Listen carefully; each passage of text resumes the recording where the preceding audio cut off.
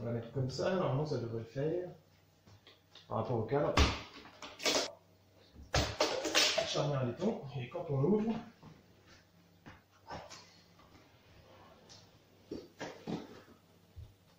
voilà.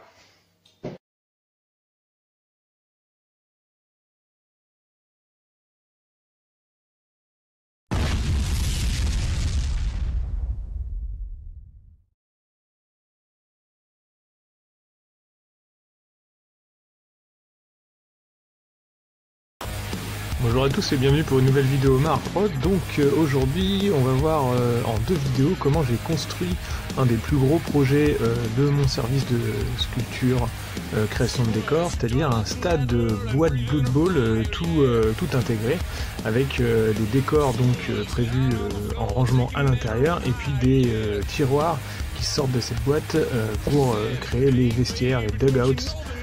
Donc vous en avez vu un petit aperçu en tout début de vidéo et au cours de cette vidéo accélérée donc je vais vous présenter un petit peu comment j'ai fait pour appréhender le projet, le construire et puis développer tout ça pour donc en relation avec mon client et pouvoir créer ce projet de A à Z. Alors j'ai beaucoup de vidéos à monter, donc c'est pour ça que j'ai choisi d'accélérer le projet en deux vidéos. Pour que ça soit un peu plus digeste en vidéo de 15-20 minutes on va dire.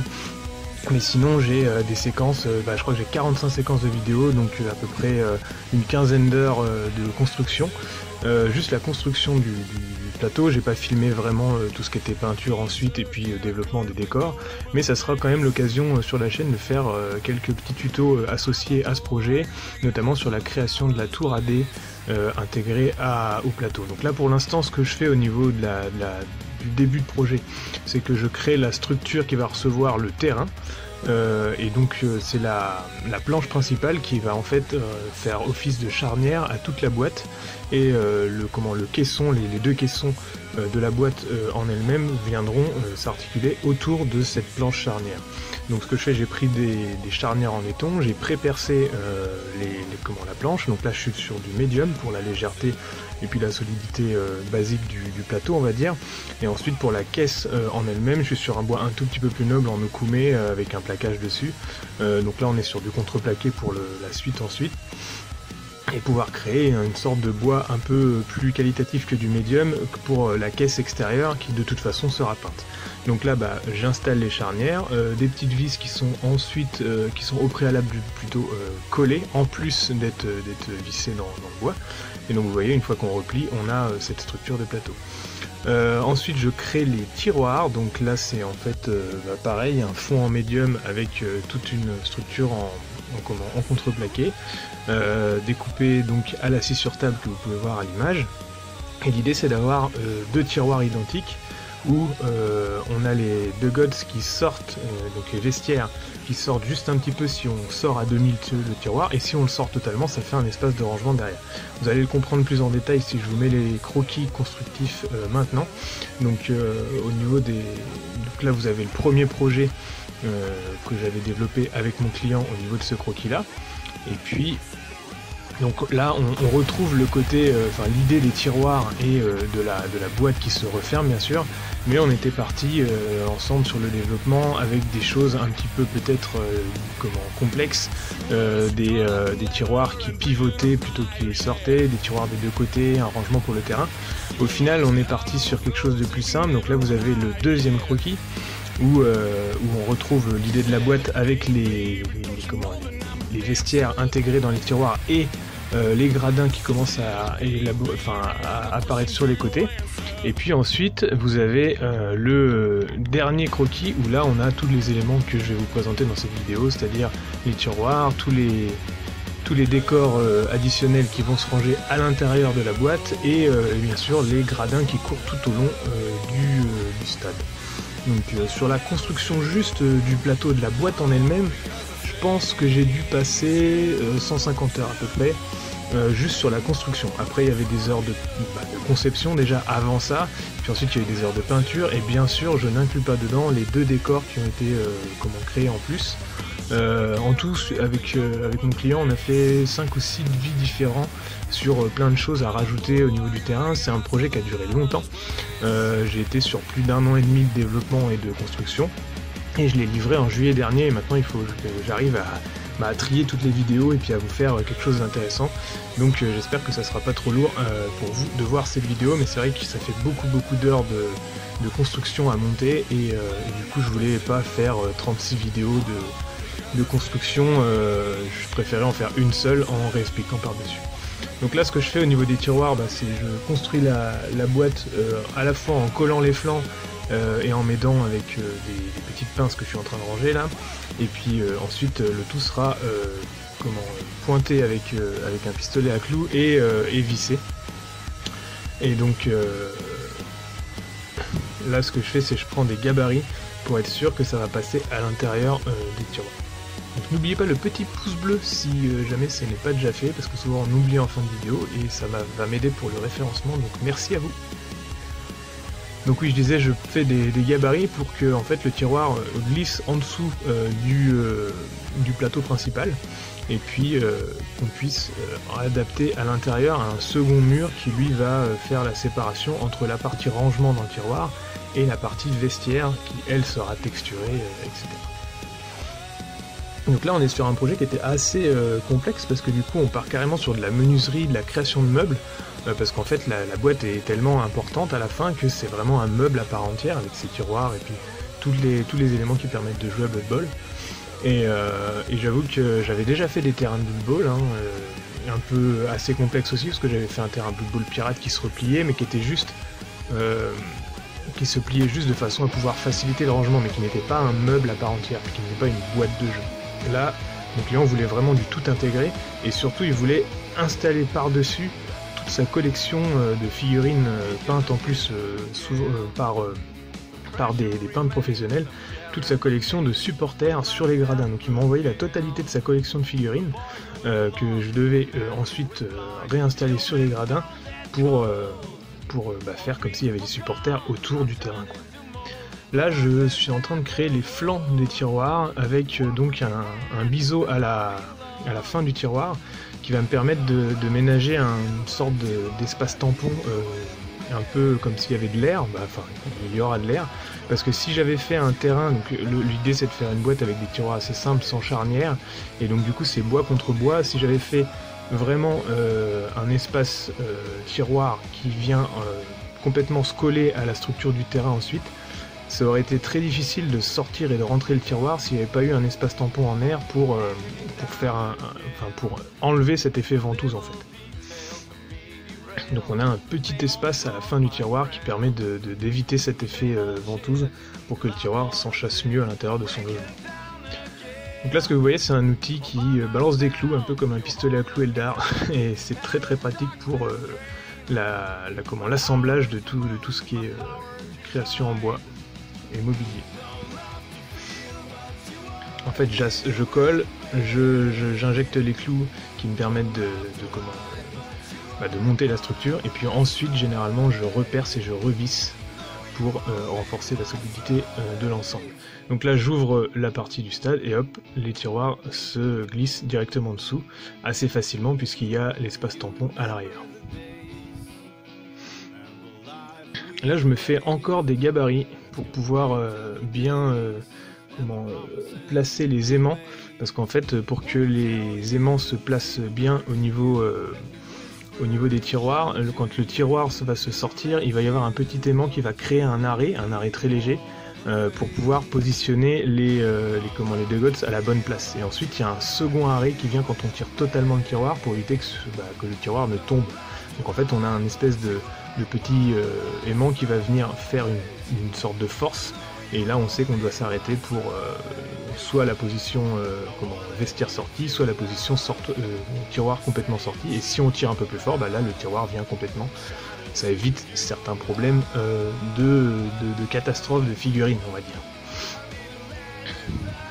Donc là je trouve à la taille de l'aimant sur le côté. Le gabarit lui va me permettre de poser l'aimant à l'intérieur de la boîte.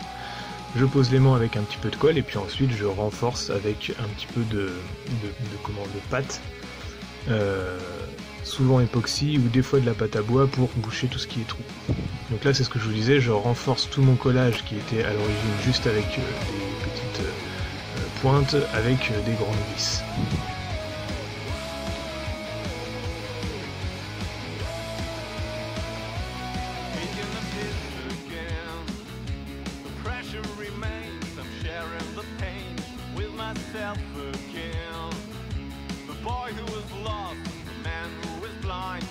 Si on compte la totalité de la construction, c'est un projet qui m'a pris, je vous le disais, 150 heures de construction, mais surtout plusieurs mois en fait, parce que j'ai pas fait 150 heures d'un coup. Mon client déjà avait plusieurs idées à développer, et puis du coup ça a mis du temps de conception, on va dire. Ensuite il a dû m'envoyer bien sûr toutes ses figurines, et puis petit à petit on a rajouté des choses ensemble.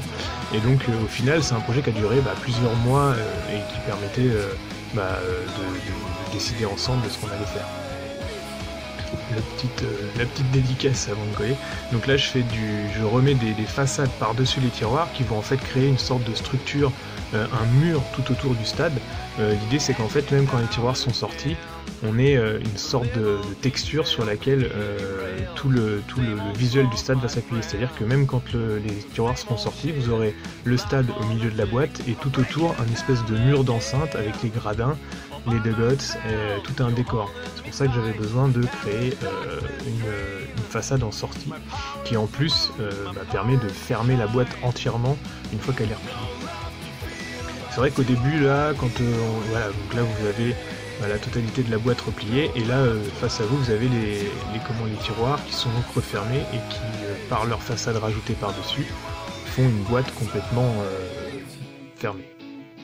Là ce que je fais, je suis en train d'utiliser de la pâte à bois avec un petit peu de sure qui font la sure que j'ai récupérée de la même partie des bois que j'ai découpé et du coup je me fais une sorte de pâte à bois pour boucher les trous des vis et ensuite étant donné que la boîte sera entièrement peinte, une fois que j'aurai poncé la pâte, une fois qu'elle sera sèche, ça ne se verra plus. Ça c'est quelque chose que vous pouvez faire avec soit de l'enduit même si c'est un peu moins solide ou alors du mastic de rebouchage de carrosserie qu'on appelle communément du Saint-Ophère qui lui sera très très dur. Là j'ai choisi de faire ça directement avec la poussière qu'il me restait du bois découpé. Un petit coup de ponceuse sur les trous rebouchés et puis ensuite vous avez les finitions à la main au papier sablé pour faire une boîte vraiment très lisse qui va recevoir la peinture, mais ça va venir plus tard.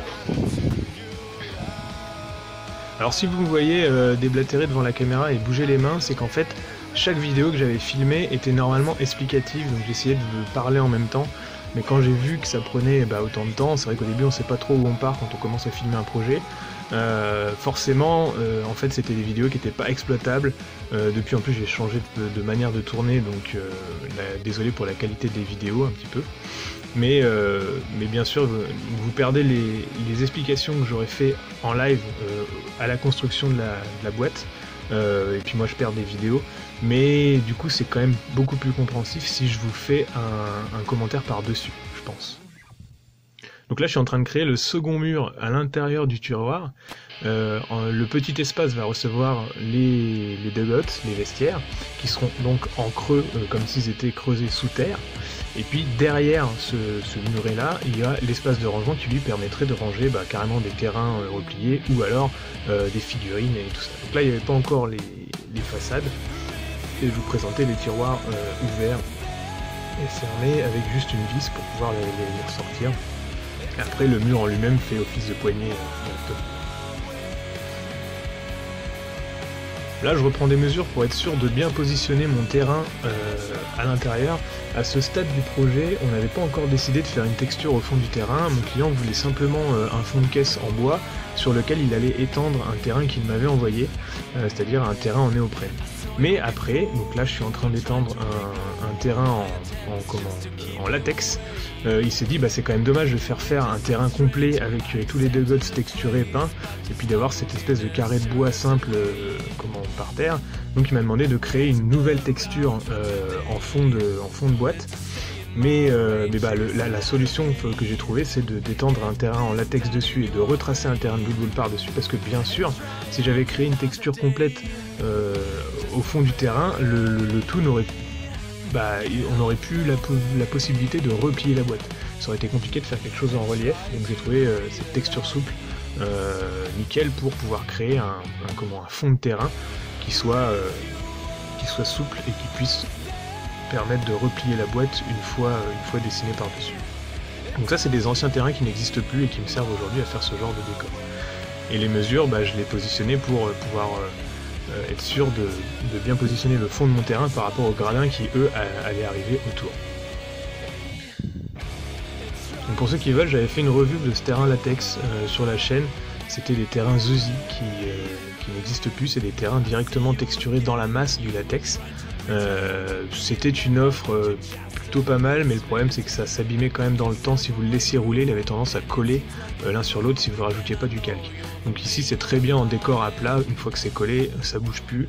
Je le colle à la néoprène, et puis ensuite là où j'ai pas mis de néoprène partout, parce que il fallait que je garde la rotation, le pivotement des charnières, donc je faisais attention à ne pas en mettre à l'intérieur de la structure mécanique, on va dire, ce qui fait qu'au niveau des charnières, le terrain n'est pas collé, donc ensuite je faisais des petites incisions, j'ai fait des petites incisions dans le terrain pour réinjecter de la colle cyano aux endroits où la colle néoprène n'était pas passée. Donc on a plusieurs types de colle, hein. La néoprène, ça permet une colle contact assez intéressante pour positionner les choses et avoir le temps de bien positionner son matériel.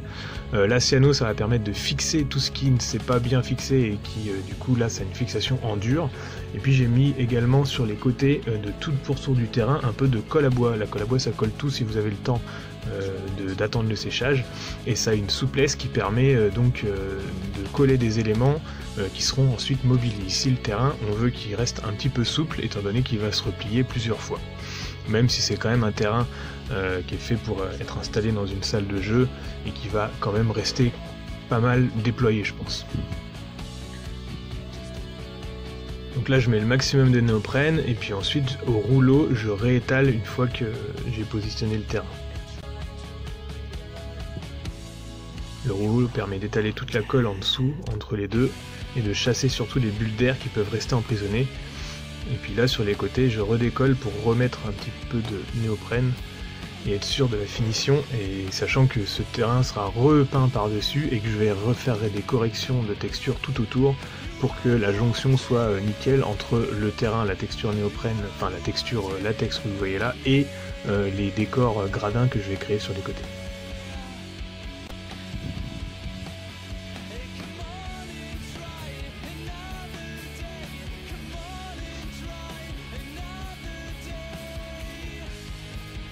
Donc c'est toujours intéressant d'avoir plusieurs types de colle dans son atelier, parce que chaque colle a ses caractéristiques particulières qui peuvent servir à de multiples emplois en fait. Donc colle néoprène, pour ceux qui connaissent pas, c'est une colle un peu poisseuse, qui sont souvent très mauvais, qui peut se diluer avec des acétones, et quand vous l'avez mise en place, vous mettez en contact les deux pièces à coller, ensuite vous les décollez comme je suis en train de faire, et vous attendez que la colle soit presque sèche au toucher, et c'est à ce moment-là que vous venez recoller complètement le point de la pièce à coller, et c'est là que le contact se fait et que la colle commence à sécher. Et après par contre ça n'est carrément plus décollable. Si j'avais envie de décoller ce terrain, je le déchirerais dans tous les sens parce que c'est vraiment une fixation forte. Donc là vous venez de voir rapidement le petit terrain néoprène de mon client qui vient se rajouter par dessus la texture. Si on veut changer un peu le visuel du stade, on a donc un fond, on va dire rocher, et un fond vert avec le côté néoprène. Là je suis en train de découper des bandes de PVC expansé. Pour ceux qui n'ont pas vu ma vidéo sur les plastiques, je vous invite à aller la regarder. C'est donc le tuto Matos 31 sur tout ce qui est plastique et carte plastique et PVC. Et donc là c'est un matériau très employé en maquette et qui là va me servir à faire toute la structure sur les côtés pour les gradins. Donc je pose mes bandes et puis ensuite c'est un gradin qui va comporter donc 3 niveaux, une sorte de rez-de-chaussée si on va par là, une première marche et une seconde marche. Et puis c'est là-dessus que je vais ensuite installer la collection de figurines de supporters de mon client. Le PVC a l'avantage ensuite de se graver très facilement pour faire une texture de pierre, ce que je suis en train de commencer ici. Et pour la suite, ça sera dans une autre vidéo, dans une seconde vidéo, on va voir la suite de la construction de ce stade. J'espère que cette vidéo déjà vous aura plu. N'hésitez pas à me mettre vos commentaires en fin de vidéo dans la section appropriée, et à me poser vos questions si jamais vous en avez. Et puis merci de me soutenir pour ceux qui s'abonnent à la chaîne. A bientôt.